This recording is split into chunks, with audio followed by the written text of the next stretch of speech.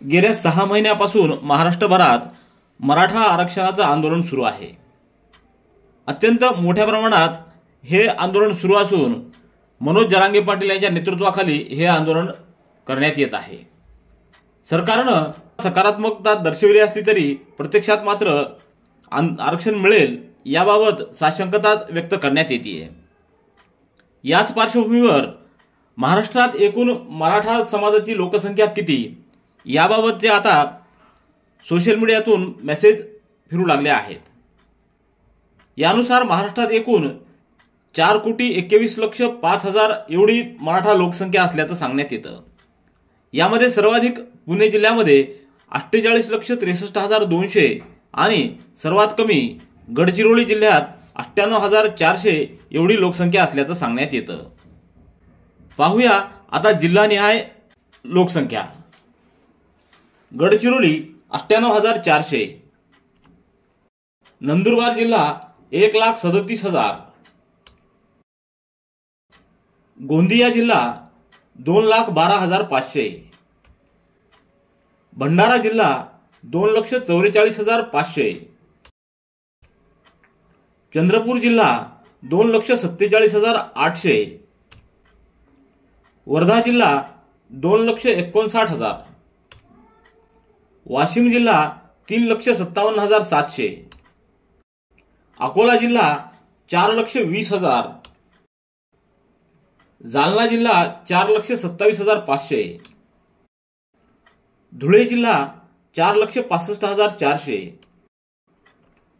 सिंधुदुर्ग जिल्हा 4,73,200,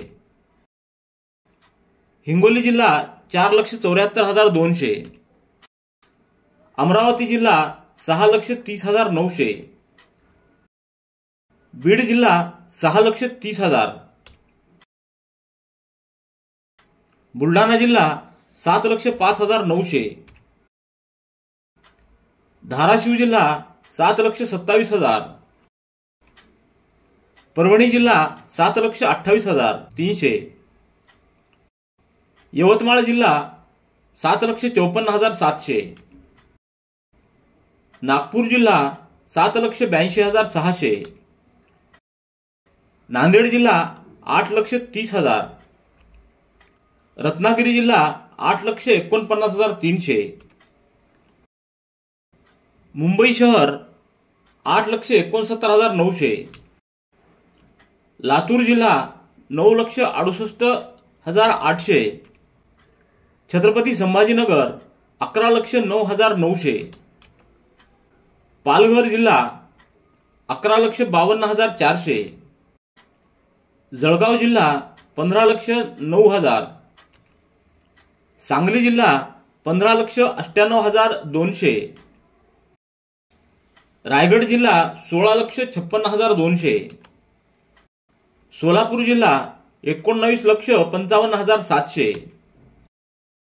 सातारा जिल्हा 21,15,000, नाशिक जिल्हा 21,98,800, अहमदनगर जिल्हा 25,48,000,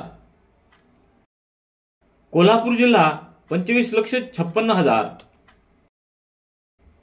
ठाणे जिल्हा 30,14,000, मुंबई उपनगर 35,34,000 आणि पुणे जिल्हा 48,63,200 एवढी मराठा लोकसंख्या आहे। मराठा लोकसंख्येबाबतचा हा सोशल मीडियावर फिरत असलेला मेसेज असून ही कुठलीही शासकीय आकडेवारी नाही।